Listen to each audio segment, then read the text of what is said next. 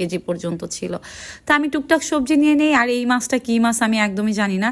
আর আমি যেহেতু একদমই মাছ কাটতে পারি না, মাছ কিনলে বাজার থেকে আমি কেটে নিয়ে আসি। আর এই মাছটার নাম কি মাছ অবশ্যই সবাই কমেন্ট করে জানাবেন। প্রথমে তো আমি ভাবছিলাম যে হচ্ছে কুইচা, বাট কুইচা না, এটা ছিল বাইন মাছ। তো আমি আসলে এই বাইন মাছ একদমই খেতে পারি না, কারণ আমার কাছে একটু কুইচা টাইপের মনে হয়, কেমন জানি লাগে।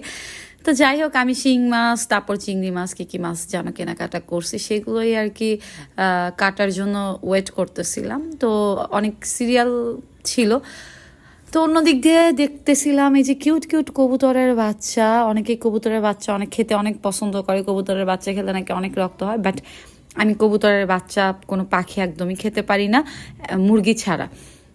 এই ছিল আমার আজকের ভিডিও। আর ওদিক দিয়ে মাছ কাটা শেষ হইতে না হইতে আমার মনে হলো অনেকটা টাইম লাগবে, তো টায়ার্ড লাগতেছিল। পরে একটা জুসের দোকানে বসলাম। আমি 2টা জুস অর্ডার করি, একটা